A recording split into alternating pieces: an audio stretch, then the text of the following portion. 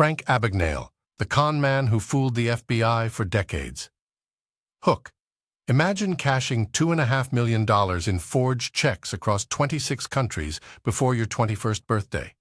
Imagine impersonating a Pan Am pilot, a doctor, a lawyer, and a professor without a single day of formal training in any of those fields. Now imagine doing all of this while the FBI, Interpol, and police forces from a dozen nations hunt you like a ghost they can never quite catch. This is not fiction. This is not a movie plot dreamed up in Hollywood.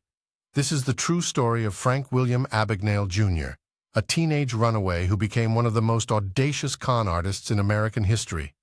A man so skilled at deception that he didn't just fool banks and corporations, he fooled the very investigators sworn to capture him.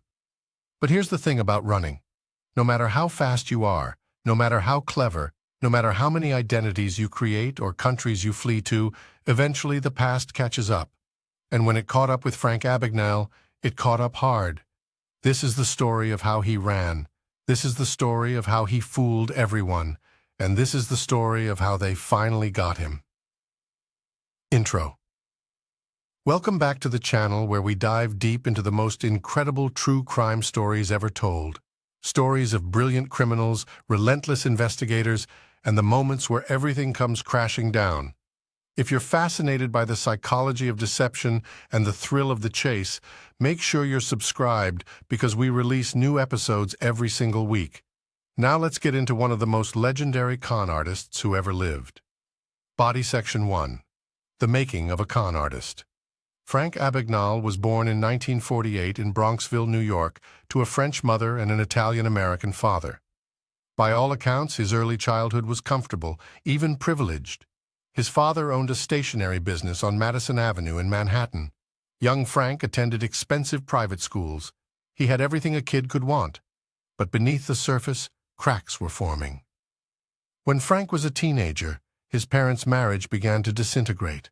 The fights grew more frequent. The tension became unbearable. And then came the divorce, a bitter and devastating split that would alter the course of Frank's entire life. Here's where the story takes its first dark turn. When the judge asked 16-year-old Frank which parent he wanted to live with, Frank couldn't answer.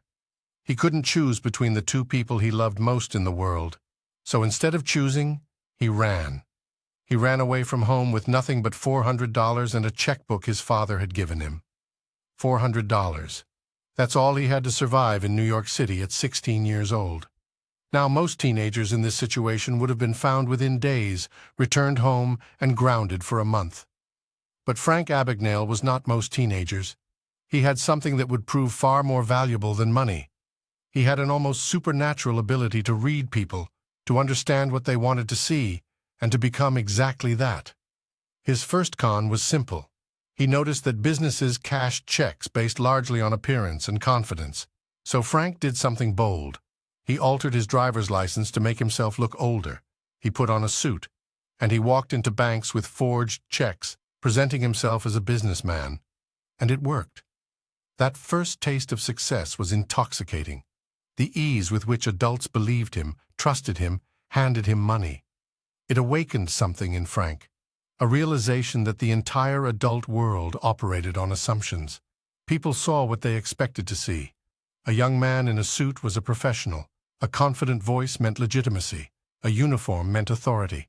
These realizations would become the foundation of one of the most elaborate criminal careers in history. Section 2. The Pilot Who Never Flew. Within months of leaving home, Frank Abagnale had already developed a sophisticated check-forging operation. But he had a problem.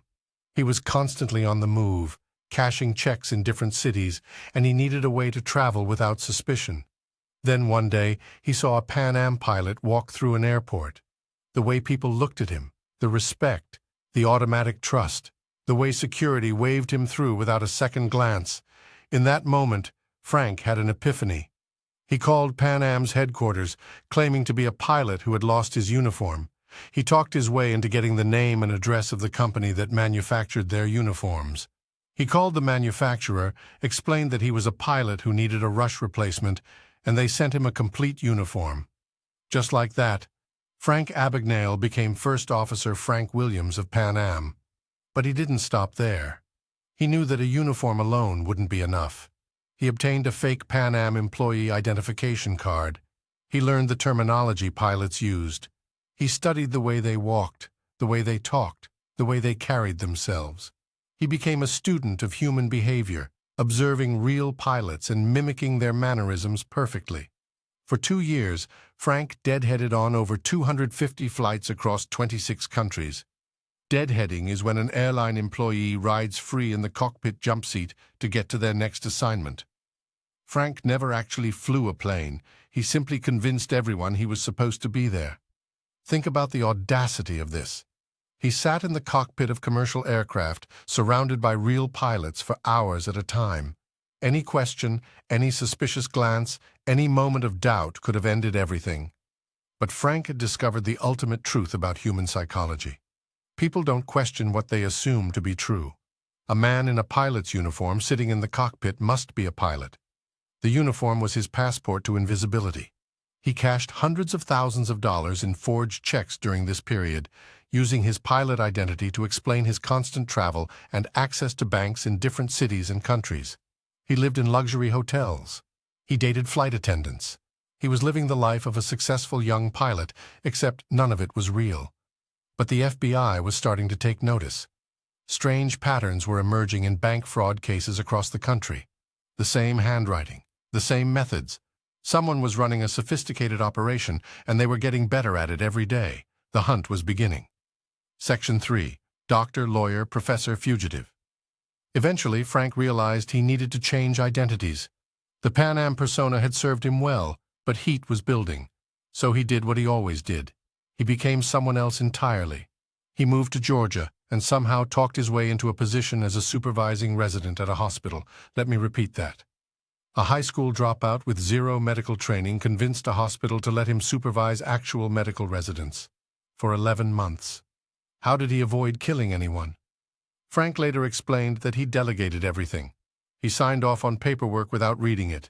He let the residents under him make all the actual medical decisions. He survived through pure bureaucratic camouflage, looking busy without ever actually doing anything that required medical knowledge. But the close calls were constant. The fear of being exposed gnawed at him. After nearly a year, he quietly left medicine behind. Next came law. Frank forged a transcript from Harvard Law School and actually passed the Louisiana bar exam. Yes, he passed a real bar exam. It took him 3 attempts, and he studied intensively on his own. But he did it. He then worked as an attorney in the Louisiana State Attorney General's office for nearly a year, a high school dropout, working as a licensed attorney in a government office. After law, he briefly taught sociology at Brigham Young University, presenting himself as a professor with credentials he had entirely fabricated. Throughout all of these identity changes, Frank continued his primary criminal operation, forging and cashing checks.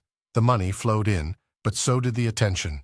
The FBI had assigned a special agent to the case. His name was Joseph Shea, and he would become Frank's nemesis. Shea had been tracking the mysterious check forger for years, watching the pattern of crime spread across the country and then the world. He was getting closer. The evidence was mounting. Witnesses were remembering a charming young man who seemed too confident, too smooth. Frank could feel the net tightening. He fled the United States entirely, hoping that international borders would provide safety. He spent time in France, England, and other European countries, continuing his cons but always looking over his shoulder. The chase had gone global. Section 4. The net closes. By 1969, Frank Abagnale had been running for 5 years.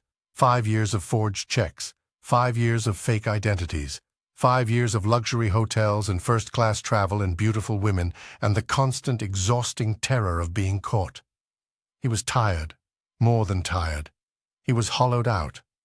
What the movies don't show you about life on the run is the loneliness, the inability to form genuine connections, the